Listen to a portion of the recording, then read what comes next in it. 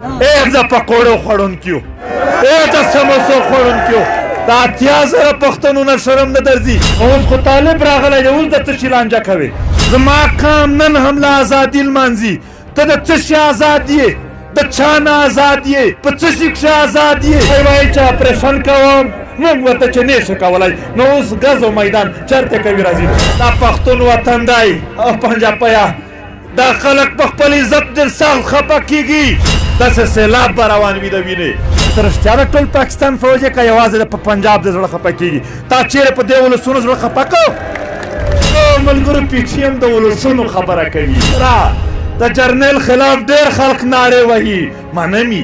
وهي خو د پرسې په سر ای دنیا خلکو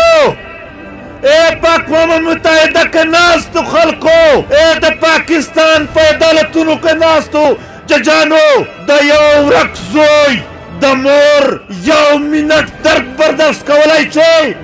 د دغې خاورې بچي که هر نام هم ورکړي مور یې زموږ د وطن ده خورکه یې زموږ د وطن ده ته ګوډ ورته وایې بیډ ورته وایې پولیس ورته وایې هر څه وایې دغې خاورې بچي دي ځکه یې د امریکې او د چاینا پسیفیک لانجه ده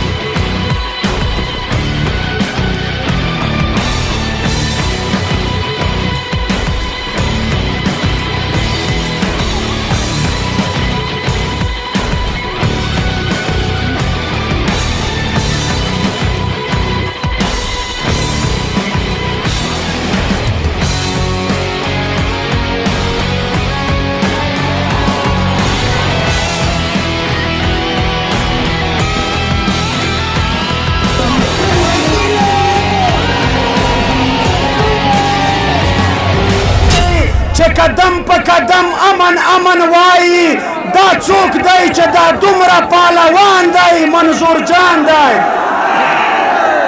دا څوک دی چې دا دومره پښتانه ورباندې مړه دي دا څوک دی چې په هر چا باندې ګران دی دا څوک دی چې د امن لیوني ورته راټول دي دا څوک دی خو یو ځوان دی نر افغان دی او خبر یې دا سړی د پښتنو د سر سړی دی خبر یې دا خوشحال دی میرویس خان دی ډېر قدرمان د لرو بر افغان ملي رهبر منصور احمد پښتین ته بلنه ورکوه خو دلته یوازې د جنوبي وزیرستان او د شمالي وزیرستان خلق نه دی موجود تو څه د کوټه نه وخله تر سوات پره په دا سټیج باندې د دغې پښتین قوم خلق ولیده که نه ولیده وم لیده دا ته پی ټي ایم یی چې پښتانه سره یو کوي د دې خلکو په وساطت سره زه د دنیا د هر وګړي نه هر ادارې نه هر ملک نه یوه پوښتنه کوم چې آیا یو کام یو معاشره یو انسان ته د دغه څلور شیانو نه محروم کا هغه به څه ژوند ولري زه هغه څلور شیونه بیانوم. اول امن دی. یو کام امن نه لري په دنیا کې یو انسان امن نه لري دنیا کې یوه ټولنه د امن نه لري د هغه ټولنې پرمختګ به څنګه وي هغه ټولنه به ژوند څنګه تیر کي. نن ته وګوره 8,000 نه باندې کورونه خپل ورکو خلکو ته په انتظار دي. ای دنیا خلکو ای په اقوام متحده کې ناستو خلکو ای د پاکستان په عدالتونو کې ناستو ججانو د یو ورک زوی د مور یو منټ درد برداشت کولی شي د یو ورک زوی د پلار یو منټ بېحسي برداشت کولی شي او 8,000 نه باندې پښتانه مندیې 8,000 نه باندې پښتنو ځوانانو پلارونه دا درد په کالونو کالونو برداشت کوي او نن یې په دې پنډال کې د هغو پلارونه او ترونه او ورونه ناست دي په ژړا او فریاد درته ستړي دي. ای د دنیا خلکو ای د نور پاکستان لاهور اسلام آباده تا د میرلی چیرې یو ورځ هم تېرولی شي لکه د میرلی ولسونه چې تېروي. 900 نه باندې ټارګټ کلینګ شوی دی. شمالي وزیرستان د شمالي وزیرستان ټول شهدا چې سره جمع کې او په دلګټ کې په یوه ورځ وینې تویې شي داسې سیلاب به روان وي د وینې ته برداشت کولی شي. ای د دنیا خلکو نن باجوړ په وینو سور دی. هره ورځ ټارګټ کلینګ کیږي په خیبر کې هره ورځ ټارګټ کلینګ کیږي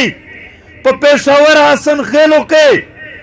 هره ورځ چاپې دي او ټارګټ کلینګ دی. او اوس په ضلع کورم او په کرک کې دا حال شروع دی. لکي مروت زمونږ پښتانه دي زمونږ وینه ده ټول عمر یې خوږ وخت تېر کړی و په مجلسونو نن د بد امنۍ شکار دي. ډېره اسماعیل خان ټانک ژوب او تر دوکۍ ارنایي پر وینې تویېږي. محترمو یو کام هره ورځ یې ځوانان په ګولیو باندې د سرونو ته ویشتل شي. هره ورځ دلته په ګولیو باندې سرونه ویشتل کیږي. د درویش صاحب یو شعر دی چې دې ښار ته په سوغات کې یو سر هره ورځ راځي. هره ورځ په توفه کښې پښتنو ته وینې پرتې وي سرونه پراته وي. محترمو صرف یې په مرګونو باندې خبره نه ده لنډه بتې ځنې اخلي چا چې 15 روپۍ خپلې ګټلې دي. د دنیا هر هغه وګړی چې په خپلو خواریو باندې په خپل محنت پیسې وګټي ته چیرې د ده نه په زور پیسې اخله په مرګ نه زیات زور ورکوي ولې چې ورسره یې بېعزتي هم کېږي ورسره یې توهین هم کېږي او خلک پیسې خپل ګټلي ځنې اخلي. او هره ورځ دلته بتاخوري ده او هره ورځ دلته د کور مخ ته په اوږدو اوږدو ویښتانو کې د ټوپکو سره سړي ولاړ وي چې ډوډۍ راوباسه او په سبا باندې بلکې ګنټه پس یې د ټوپکو سره نور سړیان په وردي کښې راشي چې ولې د ډوډۍ ورکړې ده. هو سړیا خو ډوډۍ ښې هلمند ته نه ده پښې وړې خو تا په ډیورنټ تار دې خوا راواړولو دلته یې وغوښتله. محترمو په چیک پوسټ باندې دا پښتون وطن دی او پنجابیا دا خلک په خپل عزت ډېر سخت خفه کېږي. په پښتو کې چې څوک د چا ښېګړه هېره کړي یعنې یو انسان دی چا سره ښېګړه کړې ده هغه ښېګړه هېره کړه دا ته موږ بې پښتو وایو چې ښېګړه هېره کړه. خو څوک چې بد هېر کړي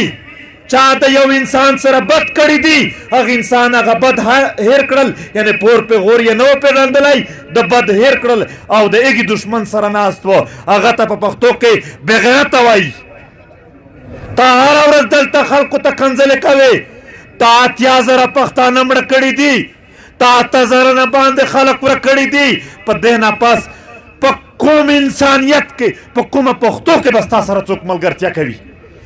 آیا په پښتو کې، په روایاتو کې چې کوم انسان د بل انسان بد بغیر پور په غور هیر کی، آیا د بغیرت نه علاوه بل لفظ ورته استعمالوي تاسو؟ ای د پکوړو خوړونکیو، ای د سموسو خوړونکیو، د 8000 پښتنو نه شرم نه درځي؟ محترمو، د انسانیت خبره کوم، بیا د مسلمانۍ هم درته کوم. دا کام په درد اخته دی او د څه دپاره؟ د ډالرو دپاره. نن نوې لوبه څه شروع ده؟ اصل مسله سپیک معنا چین، مونږ او تاسو یې چین بولو، دنیا ورته چاینا وایي. چین یو روټ تیروي د خپل چین نه تر ګوادره پورې. ګوادر اوبه ډېرې ژورې دي، نو ژورې اوبو ډېر جهازونه بهري تم کولی شي. نو که چیرې دا روټ تیر شي، د دنیا 25% بزنس به چین ته واوړي. او د دنیا 25% بزنس څومره راځي؟ 625 بلیونه ډالره. محترمو، امریکا په دنیا کې ولې زوروره ده چې تر ټولو غټ بجټ لري؟ دا خبره ته ډېر سوچ وکړئ، ستا په خاوره دا لوبه لګیا ده. امریکا صرف فوجي بجټ 880 بلیونه ډالره لري. 880 بلیونه ډالره د دنیا 100 ملکونو ټوټل بجټ چې سره جمع کې دې بجټ ته نه رسیږي. نو چې غټ بجټ یې دی، ډېر جهازونه وسلې جوړولی شي. اوس که چیرې چین ته 950 بلیونه ډالره میلاو شي، نو امریکا ته خطره ده چې بیا به سوپر پاور زه نشم پاتې. ځکه یې د امریکې او د چاینا په سپیک لانجه ده. اوس جنگ راځي کرک، لکی مروت، ډی خان او ژوب چېرته چې سپیک تېرېږي هلته راغی. خبره ته مو سوچ دی. د پښتنو وینې تویېږي او پاکستان ته څه ګټه ده؟ هغه ته دا ګټه ده چې یوه حمله به وشي. چاینا ته به ووایي چینیانو ته چې تاسو ته خطره ده، تاسو ته خطره ده، مونږ ته ډالر راکئ چې مونږ د خطره لرې کړو. د چین نه به د تحفظ په نامه، د سکیورټي په نامه باندې پیسې اخلي. او امریکا ته به وایي چې ګوره ودلې دا څنګه حمله وه چې صحیح وه، چې په ملک ته خو نه ده شوې، ډالر واچوه. د ایږې نه به یې په دې اخلي. وینه به د پښتانه تویږي. د دغې خاورې بچي که هر نام هم ورکې، مور یې زمونږ د وطن ده، خورکه یې زمونږ د وطن ده. ته ګوډ ورته وایې، بیډ ورته وایې، پولیس ورته وایې، هر څه وایې، دغې خاورې بچي دي. د دغې وطن خبره ده. مونږ دې ریاست ته وایو چې دا پردي جنګونه مونږ ته مه راوړه. دلته په خلکو پسې طالبان ملیکه. د طالبانو سره معاهده دغو ولسونو نه ده کړې.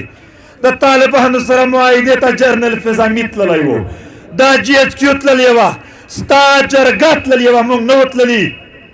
نن ته وایې خلکو ته چې ډوډۍ ده ورکړې ده، دا ډوډۍ چا خوست ته نه ده وړړې، دا په دې خاوره باندې ستا په موجودګي کې خلک را روان دي غواړي یې. په هغې بنیاد باندې شوي دي دا هر څه. ولې ولسونه تباه کوي؟ دا د پښتون وطن د امنیت حال دی. ما 4 شیان یادول. یو امنیت دی. اوس راځم دویم شي ته. پښتنو عدالت ډېر ضروري دی. ولې یو پښتون په ځمکه باندې چا دعوا وکړه، هغه مړی، خو که ده ته دا پته ولګي چې دلته عدالت موجود دی، هغه نن زما سره بې انصافي کوي، نه خپلوالي شته، نه سفارش مني، نه پیسې مني، نه کال را باندې تروي، په هفته کې انصاف را کوي. هغه سړی به مړی ولې کوي؟ دا د ورونو په منځ کې لانجې، دا د تربرونو په منځ کې لانجې، دا کلي په کلي لانجې په دې خاوره د انصاف د نظام د نشتون د وجې کېږي. څومره لانجې لګیا دي، څومره بربادي لګیا دي. دا ورونه او تربرونه ټول په یو شي سره په لانجه دي، په هغه کې صراحت دي. آیا زه څلور شیان یادوم چې یو قام دا څلور شیان نه ولري هغه به په مخ څنګه ځي دلته داسې عدالتونه دي چې په سره ورځ څوک مړی وکړي هم چې تکړه وکیل وي او د جج خوښه وي نو داسې شکونه شته پکې چې ووایي چې نه یې دی کړی او یو به په دوبۍ کې وي دلته دوا پې وکړه وکیل ورته څه پیسې ورکړه سپارښتونه دي درته چې هغه کړی دی چېرته به انصاف مومئ ژوند به څنګه کوئ دریم شی معیشت دی خلک روزګار نه لري خلک کاروبار نه لري په جیب کې د خپلو بچو د خپل کور د ساتلو پیسې نه لري هغه چې لانجې نه وکړي څه دې وکړي څلورم شی تعلیم دی دا هر شی چې یو قام نه لري دا بدبختي دا بدامني دا د عدالت نه لرې کېدل دا د معیشت ختم کېدل دا د تعلیم ختم کېدل دا د څوک امریکایانو ته ورواچوي دا خبره دوی به تر موږ هم زیاتو بدحالیو سره مخ شي دا د روسیانو سره څوک وکړي دا د جرمنیانو سره څوک وکړي دا د لاهور او اسلام آباد سره څوک وکړي تر موږ به هم ذلیل ژوند شي موږ خو یې دغې سره مخ کړي یو موږ خو دوی دغو سره مخ کړي یو چې په دې خاوره یوازې امنیت نه د ژوند د تېرولو په جدید دنیا کښې چې څومره طریقې دي ټولې ختمې دي الټا یې آیس او پوډر در پسې راوړي دي چې ستا ټوله ځوانه طبقه دا کینې وي مغز یې ور ختم کړي چې دی په دې خبره پوه هم نه شي چې څه ورسره لګیا دي محترمو دا ټول د دغې قام د غلام ساتلو دپاره کېږي مسلې ډېرې بیان شولې په دې سټیج باندې اوږده بحثونه وشول زه د حل په طرف ځمه چې د حل یې څه شی دی مونږ یقینا د بدحالۍ سره مخ شوي یو خو د دغې حل شته دی داسې نه ده چې دا خبرې حل نه لري حل لري خو البته حل یې انقلاب دی انقلاب ولې نه راځي اویا کاله تېر شول چې مونږ دا ټپه اورو چې څانګه به نن سبا که ګل شي ما یې په سر کې سرې غوټې لیدلې نه خو څانګه ګل نه شوه څانګه ګل نه شوه اویا کاله کې څانګه ګل کېږي نه ګل کېږي ولې یاره لږ فکر وکئ زه ډېره مهمه خبره درته کوم دلته د دغې مسلې حل انقلاب دی چې تر څو ولسونه راپاڅېدلي نه وي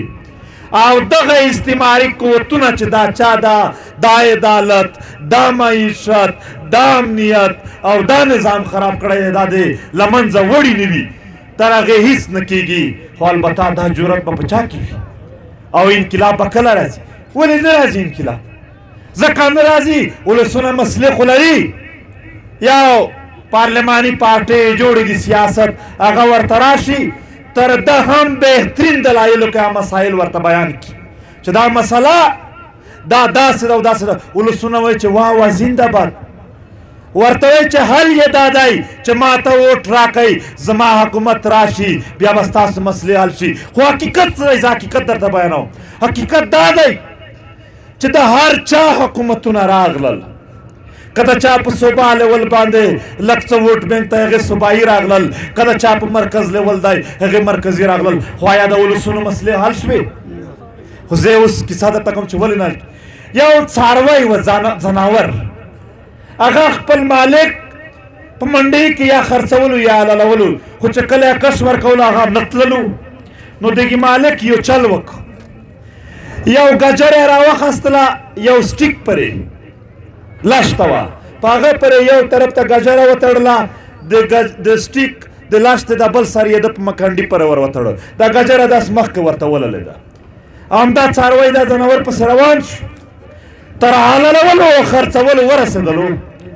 خو ګجره ته دا یې ونه رسېدل څو چې تا ته وایي زه د مسلې حل کوم مسلې نورې په مخ روانې دي د 200 روپۍ ټماټر و 300 ته ورسېدل د 500 روپۍ شای و 500 ته ورسېدل امن دی چې کوم و لږ هغه د په ختمېدلو شو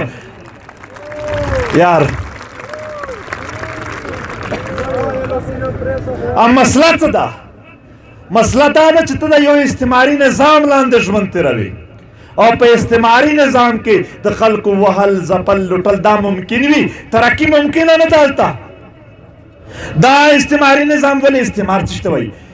دا د 1973 آئین چې دوی څه ته وایي دا چا جوړ کړی دی دا دفعه 302 324 دفعه 144 303 MPO دا خو ما اورېدلي وي دومره دا پیرنګي جوړې دي دا دوی چې کوم 1973 آئین یادوي دا 90% د پیرنګي جوړ آئین دی او بدلولی څوک شي څوک یې بدلولی شي پارلیمنت ته دا کاسل خو دلته پارلیمنت شته دی پارلیمنت ملګرو نشته پارلیمنت زمانه تعارف یې درته کوم دلته به تعلیم یافته خلک ناست دي پارلیمنت جمهوری پارلیمنت وایي دیتا چې د خلکو په رایې جوړ خلک څه شی فرام دی پیپل بیا د هغو په رایې جوړ حکومتونه بای دی پیپل بیا د هغو خلکو دپاره هغه قوانین جوړوي فار دی پیپل آیا دلته د اولسونو په رایې باندې حکومتونه جوړیږي نه او بیا هغه حکومتونه د اولسونو د ژوند د ښه کولو دپاره قوانین جوړوي نه د جرنیلانو په خوله جوړ حکومتونه د جرنیلانو د نورو مضبوطولو دپاره قوانین جوړوي نو انقلاب د کوم ځای نه راوړئ محترمو د خبره ته سوچ وکئ دا په دې حالاتو کې دا چې اوس موږ ورسره تېرېږو یوازې حل یې څه دی اولسي مزاحمت خوا چې منظم وي غیر منظم نه غیر منظم تنظیمونه هیڅ ګټه نشي راوړلی موږ په شخصیاتو پسې به نه ځو موږ به په اصولو په بیانیه پسې ځو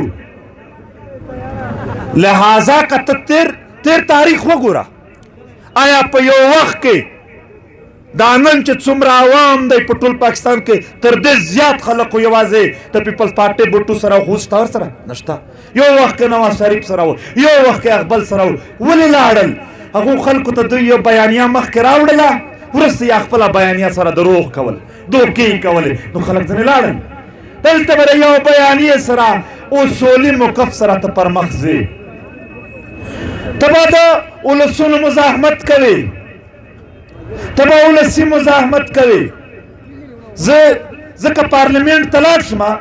د څلور شیانو امنیت ما سره به چیرې ګارډ زیات شي ښه ډېر ټوپک ماران به شي راسره عدالت ما ته به چیرې په عدالت کې لږ څه انصاف ملاو شي تعلیم زما د بچو به ډېر شي معیشت زه به پیسې وګټم دا اولسونه به څه کوي یار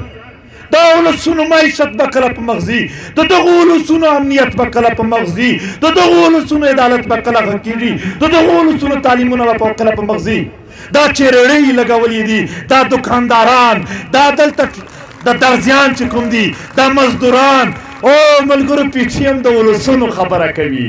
پی ټي ایم د دغو په سر جنګ کړی دی د دغو په سر جګړه کړې ده چې موږ ته نه خورا د جرنیل خلاف ډېر خلک نارې وهي منمي وهي خو د کرسۍ په سر دا د اولسونو په سر جګړه پی ټي ایم وکړه دا د اولسونو په سر جنګ پی ټي ایم وکړ د هغې دپاره پی ټي ایم لاره غوره کړه پی ټي ایم د مفاهمت لاره نه ده غوره کړې پی ټي ایم د ذاتي ګټو لاره نه ده غوره کړې پی ټي ایم د مزاحمت لاره غوره کړې ده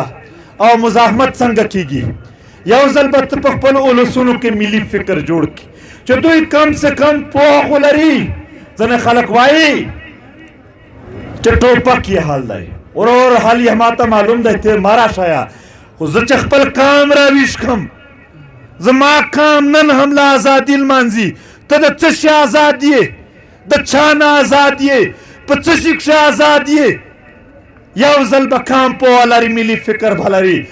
بیا چې ملي فکر ولري بیا به دی منظم تنظیم لري اشخاص مقابلې نشي کړی د پاکستان څومره ډېرې سیاسي پارټۍ دي د هرې سیاسي پارټۍ لیډر که چیرې فیصله وکړه چې نن نه پس زه او زما فیملي خاندان نور سیاست نه کوو نو هغه پارټي پاتې کېږي نه پاتې کېږي هغه ختم ده نه پسې ځي خلک خو البته که مخالف قوتونو فیصله وکړه یو جرنیل وویل چې زه نه کوم نو کوي خو بیا اثر نه پلېږي ولې هغه منظم طریقه تا ته راغلي دي هغه د یو بل خبره مني هغه تنظیم لري ځکه پی ټي ایم یو منظم تنظیم لري منظم تنظیم جوړوي چې پښتونخوا یو منظم تنظیم جوړ کی دلته یې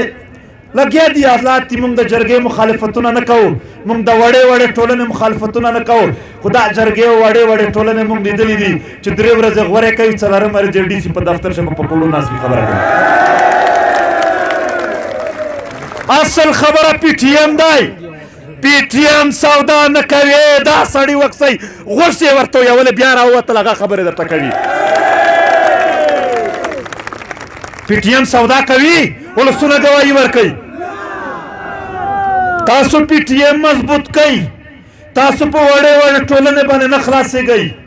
موږ د چا په نیت شک نه دی خو وړوکې ټولنې زور نه لري ځکه دی زر کې مجبور شي په یو دفتر کې کینی او ډیل وکړي دا پی ټی ایم دا تنظیم چې جوړ شي بیا ملي مزاحمت دی ورور نه دی څوک طریقې راشي نه را څوک د غیرت خبرې کوي قسم په خدای طریقې معلومې دي او غیرت به هم یې دنیا ته اوس مو ښودلی دی بیا به ورته وښیم نو لہذا دلته ماته مسلې ډېرې په د چیټونو لیکلي دي د رزمک پرون ټارګېټ کیلینګ نه هم ولسونه خبر دي چې انتهایي غریب خلک یې دلته په دې رزمک کې وویشتل ټارګېټ کیلینګ کیږي ستا د تحفظ په نامه باندې په دې کیله کې ناستو خلکو 2100 اربه روپۍ دې ځل د بجټ نه اخیستې دي دا ځل ته بجټ چېرته جوړېږي پته شته بجټ په کوم ځای کې جوړېږي دا چې کوم ستا هر سامان ګران شي په کپړو دا چې ستا پټرول ګران شول دا چې په علاقه کې په هر شي باندې ګراني راغله دا ولې راځي په دې ټیکس ولګي حکومت ټیکس نه چګوي دا ستا په پیسو باندې بیا سره جمع کړي هغه ټیکس هغه قومي بجټ جوړ کړي هغې نه 2100 اربه روپۍ دغو خلکو د تحفظ په نامه یوازې د هغه ستا د جیب نه تللي پیسو باندې جوړ کړي چې موږ به تحفظ ورکوو په اربونه ډالر دته د بهر دنیا نه راځي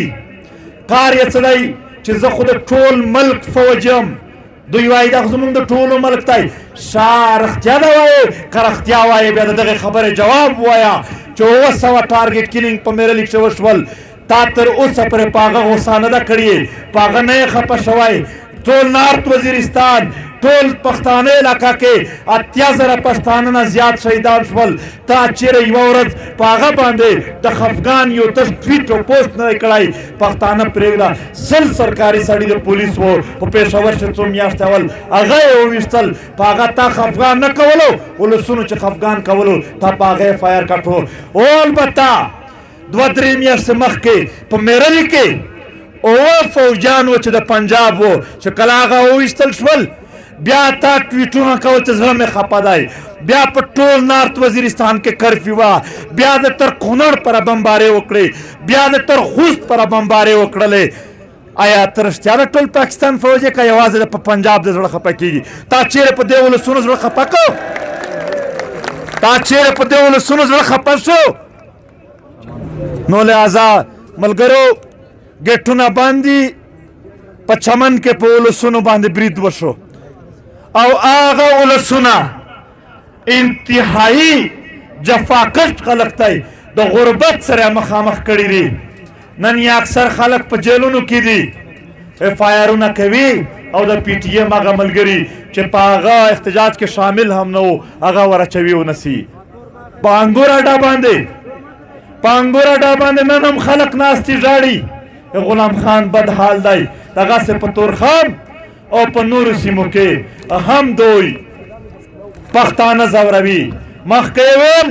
چې افغانستان سره زموږ ځکه ورانه ده چې هلته د اشرف غني حکومت دی او هلته انډیا ناسته دی او زموږ خو طالب خوښ دی نو اوس خو طالب راغلی دی اوس د څه شي لانجه کوي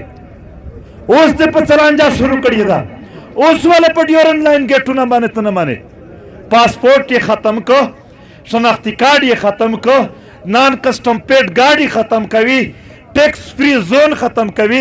دوی پښتانه نور هم مجبوروي چې په 15,000 روپۍ یا په 15 کیلو دال به بیا څوک جاسوسي راته وکړي ورور که بغیرته درته کوو وبې کړي دا ولسونه نه درته کوي دا شیان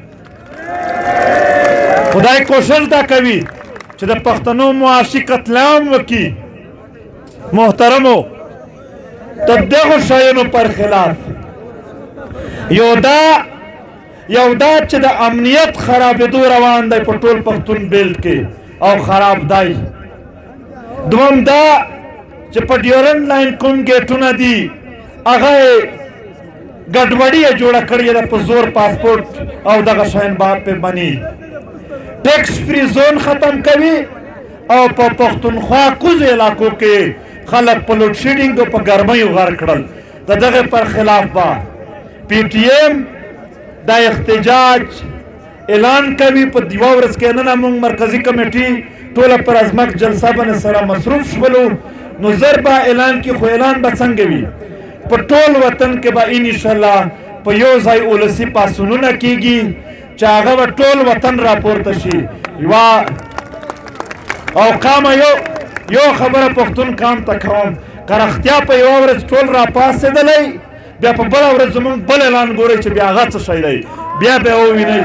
چې په دې وطن کې کومه لوبه سره شروع کېږي. خدای پاماني اول یو منصوبه درته ښایم. محترمو په سوشل میډیا باندې دا خفیه ادارې دا خلک خپل اکاونټونه جوړ کړي دوه په مذهب پسې په خوږ اسلام پسې زموږ په خوږ دین پسې دوه درې سپکې خبره وکړي بیا درېیم راشي د پی ټي ایم د یو ملګري تصویر شیر کړي چې دا بدنام شي. مونږ نن ورته وایو چې دا تاسو یې مونږ مو پېژندو صرف د غورځنګ یا د نورو خلکو د بدنامولو دپاره دا کار کوي. باقي ستا اسلام مونږ ته پته ده ته هغه قوت یې چې په $50 دی د یو مسلمان خور عزت عافیه صدیقي و کفارو ته ورکړې وه. تا په جامع خفص او لال مسجد کې مسلمان اخوان یې په سینو کې ویشتل یې قرآن نه ویلل. تا 10 لکه بنګالیان مسلمانان وژلي وو. تا یو افغانستان یو اسلامي ملک د یو اسلامي ملک د نسکورېدو لپاره د امریکې ملګرتیا کړې وه. تا په دې خاوره باندې یعنې تر دې حده چې په دې وزیرستان کې جوماتونه ړنګ کړي دي ستا دغه شیان دغه پټونه خلکو ته معلوم دي. نو لہذا چې دا کام ځیرک وي الحمدلله پښتانه یو مسلمانان یو د دغې وطن یو او د دغې د دفاع لپاره به موږ تل ولاړ وو. خدای مو تل آباد لره. ډېر زیات خلک راغلي دي ډېر قدرمن خلک راغلي دي زموږ د بیټني جرګې خلک ملګري راغلي دي. شوې ګیس خبره داسې د کورمتنګي ډیم خبره یا د نارت وزیرستان د حالاتو خبره یا د جنوبي وزیرستان یا بېلابېل د مختلفو علاقو سپیشل د درازین ده او د ډیخانو د ژوب او لکي مروت چې کوم حالات دي یا نن سبا کورم کې چې کوم په د اختر په ورځو کې یا اختر نه پاس د شیعه سني په نام باندې د یو فساد جوړولو کوښښونه کېدل دا ټول زموږ د نظر نه لرې نه دي. البته یو شی دی صرف چې تنظیم منظم شي. دا ځینې خلک بې صبره دي وایي ډېر وخت مو تېر کړو په جلسو څه نه کېږي. و محترمو لږ اعتماد را باندې ولرئ لږ اعتماد ولرئ موږ یې درته جوړوو ځینې څه خو لږ خو د وخت وشي دومره زر کې هم نه کېږي. یو خلک هغه دي چې هغه وایي چې هیڅ نشي کېدلی یا هیڅ نشي کولی. ورور انشاءالله هر څه کېدلی شي. یو وایي سبا په سبا یې کوئ. نه دنیا قانونه چې آزاد شوي دي جوړ شوي دي ډېر وختونه پرې لګېدلي دي ډېر وخت غواړي د ډېرو امتحانونو نه تېرېږي. مونږ په لاره باندې سم روان یو. خدای د تاسو آباد لري. د ډېرو شهیدانو ورونه تر برونه به دلته ولاړ وي چې په دې وطن کې د بېګناه وینې تویې شوي دي د میسینګ پرسن خاندانونه راغلي دي ډېر دغلی او په زړه باندې دردېدلی خلک یې. داسې به سره یو وو په یو بل چې چکر وهو دا یوازې نن مو چې مختلفې تاسو ریلې وکړې او دلته مو جلسه وکړه او دا دښمنان یوه میاشت دوی ته خوب نه ورځي. رزمک داسې جواب ورکړی دی چې یوه میاشت دوی بیا په یو په بل پسې منډې وهي خپلې پکوړې ته به زور ورکوي چې کیدای شي په دې خلک خطا کوم نور نه خطا کېږي. او یوه خبره یې دلته د اپریشن وکړله دا یې وایي چې اپریشن کوم موږ ورته چې نه شي کولی نو اوس ګز او میدان چېرته کوي راځي. ډېره مننه خوشحاله سئ.